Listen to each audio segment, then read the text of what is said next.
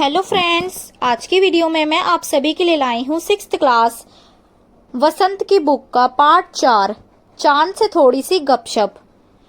यह कविता शमशेर बहादुर जी ने लिखी थी। पिछली वीडियो में मैंने इस कविता का सारांश आपको बताया था और इस वीडियो में मैं आप सभी के लिए इसके प्रश्न उत्तर लेकर आई हूँ। इस कविता का पहला प्रश्न है, आप पहने हुए हैं कुल आकाश के माध्यम से, लड़की क्या कहना चाहती है कि पहला, चांद तारों से जड़ी हुई चादर ओढ़कर बैठा है। दूसरा, चांद की पोशाक चारों दिशाओं में फैली हुई है, तुम किसे सही मानते हो? तो इस प्रश्न का सही उत्तर है, आप पहने हुए हैं कुल आकाश के माध्यम से। लड़की कहना चाहती है कि चांद की पोशाक चारों दिशाओं में फैली हुई है, वह अपनी रोशनी से सारे आकाश और सारी पृथ्वी पर अपनी रोशनी फैलाए हुए हैं। पूरा आकाश ऐसा लग रहा है जैसे वह उसकी पोशाक है। प्रश्न 2, कवि ने चांद से गप्पे किस दिन लगाई होगी? इस कविता में आई बातों की मदद से अनुमान लगाओ और उसका कारण भी बताओ। दिन, पूर्णिमा, अष्टमी से पूर्णिमा के बीच या कारण?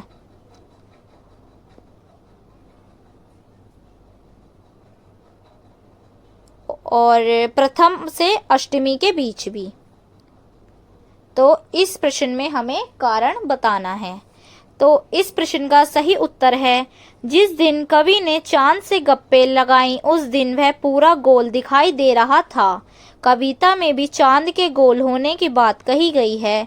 चांद सिर्फ पूर्णिमा के दिन ही पूरा गोल दिखाई देता है, इसलिए पूर्णिमा के दिन कवि ने चांद से गप्पे लगाई होंगी। प्रश्न 3, नई कविता में तुक और छंदों के बदले बिंब का प्रयोग अधिक होता है। बिंब वह तस्वीर होती है जो शब्दों को पढ़ते समय हमारे मन में होती है।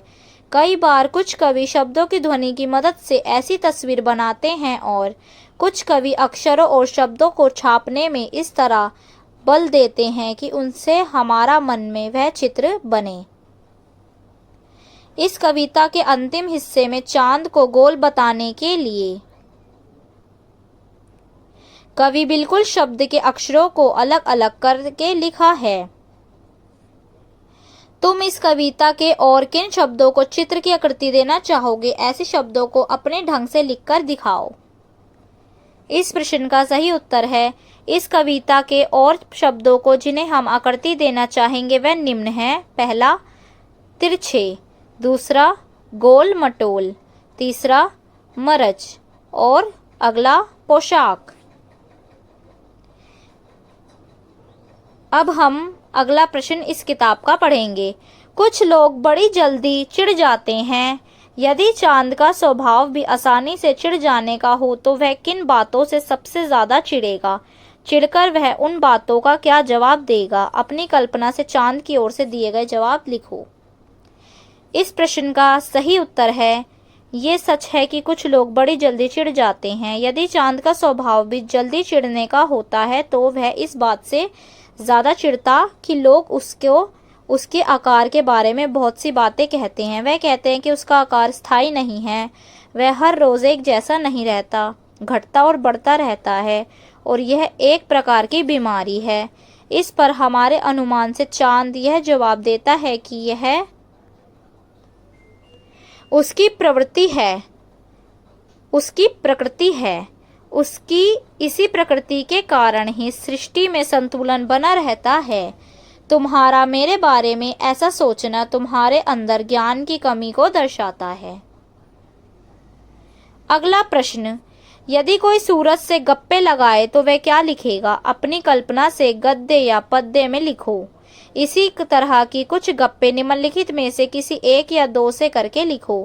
पेड़ या बिजली का खंभा या सड़क या पेट्रोल पंप। इस प्रश्न का सही उत्तर है, सूरज से यदि कोई गप्पे लगाए तो वह लिखेगा कि अब आपकी गर्मी से सभी परेशान हो गए हैं। कोई भी अपने घर से बाहर नहीं निकलना चाहता है। सभी को थोड़ी सी तो राहत दीजिए। सूर्य आपके ताप से सभी बहुत ही परेशान हैं। सड़क के साथ गप्पे हम कुछ इस तरह करेंगे। सड़क के रास्ते हमें अपनी मंजिल तक ले जाते हैं। तुम भी अपना आकार बदलती हो, कहीं पर तंग और कहीं पर चौड़ी होती हो, लेकिन गलत सड़क चुनने से यह हमें रास्ता भी भटकाती है, लेकिन सही सड़क सबको मंजिल तक पहुंचाती है। अब भाषा की बात से अगला प्रश्न हम पढ़ेंगे। प्रश्न नंबर 1, गप शप या गप्पबाजी, क्या इन शब्दों के अर्थ में कोई अंतर है? आपको क्या लगता है, लिखो। इन तीनों ही शब्दों में आपको जो भी अंतर लिखना लगता है, हमें इस प्रश्न में उसका उत्तर लिखना है। तो इस प्रश्न का सही उत्तर है गप शप या गप्पबाजी। इन तीनों के अर्थ में अंतर है। गप मतलब व्यर्थ की बातें करना और गप शप मतलब किसी के बारे में पीछे से बातें करना, और गप्पबाजी का मतलब है कुछ सही और कुछ गलत बातें करना। इसलिए इनके अर्थ में अंतर है और ये अलग हैं। अगला प्रश्न, चांद संज्ञा है, चांदनी रात में चांदनी विशेषण है। नीचे दिए गए विशेषणों को ध्यान से देखिए और बताओ कि कौन सा प्रत्यय जुड़ने पर विशेषण बन रहे हैं। ख, इन विशेषणों के लिए एक एक उपयुक्त संज्ञा भी लिखो। गुलाबी पगड़ी, मखमली घास, कीमती गहने, ठंडी रात, जंगली फूल, कश्मीरी भाषा। इस प्रश्न का सही उत्तर है, सबसे पहले हम का उत्तर देंगे। चांदनी विशेषण में ई प्रत्यय का प्रयोग किया गया है। पहला, निम्न विशेषणों के लिए एक एक उपयुक्त संज्ञा इस प्रकार है। गुलाबी फूल, मखमली कालीन, कीमती कपड़े, ठंडी बर्फ, जंगली पौधा, कश्मीरी मिठाई। अगला प्रश्न, गोल मटोल, गोरा चिट्टा। कविता में आए इन शब्दों में अंतर यह है कि चिट्ठा का अर्थ सफेद है और गोरा से मिलता जुलता है, जबकि मटोल अपने आप में कोई स्वाद नहीं है। यह शब्द मोटा से बना है। ऐसे 4 भर शब्द युग्म सोचकर लिखो और उनका वाक्यों में प्रयोग करो। इस प्रश्न का सही उत्तर है, 4 शब्द युग्म इस प्रकार हैं। खाना वाना, एक दूसरे से मिलते जुलते हैं। खाना वाना, पानी वानी, मौका सोका, मिलना विलना। इन शब्द युग्मों का वाक्यों में प्रयोग इस प्रकार है। सभी ने खाना वाना खाया और फिर बातें करने लगे। दूसरा, उसे प्यास लग रही थी इसलिए मैंने उसे पानी वानी दिया। तीसरा, मौका सोका मिलते ही हम दिल्ली चले गए। और 4, समारोह में तो सभी का मिलना विलना होता ही रहता है। इस प्रश्न में हमने मिलते जुलते युग्म के शब्द भी लिखे और उनसे वाक्य भी बनाए। अगला प्रश्न, बिल्कुल गोल कविता में इसके 2 अर्थ हैं। क, गोल आकार का, ख, गायब होना। ऐसे 3 और शब्द सोचकर उनसे ऐसे वाक्य बनाओ जिनके 2-2 अर्थ निकलते हों। इसका उत्तर है ऐसे शब्द जिनके 2-2 अर्थ निकलते हैं। पहला, कर, करना या हाथ। करना, तुम यह काम समय के पूरा कर लो, मतलब तुम यह काम समय पर पूरा कर लो। और हाथ, तुम्हारे कर में चोट लगी हुई है। दूसरा, सीमा, हद, बॉर्डर। इसके भी 2-2 अर्थ निकल रहे हैं। हद, मेरे क्रोध की एक सीमा है। बॉर्डर, सीमा पर आतंकवादियों ने हमला कर दिया है। तीसरा, फल, फल का अर्थ परिणाम भी है और चीज भी।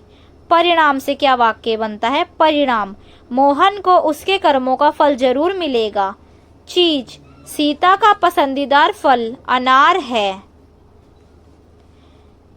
अगला प्रश्न, ताकि, जबकि, चूंकि, हालांकि कविता में जिन पंक्तियों में ये शब्द आए हैं उन्हें ध्यान से पढ़ो। ये शब्द दो वाक्यों को जोड़ने का काम करते हैं।